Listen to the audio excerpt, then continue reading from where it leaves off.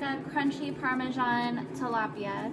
So I have 4 defrosted tilapia fillets here. Pour about a teaspoon of lemon juice on each one. I have about half a teaspoon of salt, and I'm just gonna salt it a little bit. Black pepper, I just sprinkle it on like this. You don't want to put too much. Margarine, and I just sprinkle it just like with the pepper until it looks like this. Now Parmesan cheese, and again just sprinkle it. You don't want too much.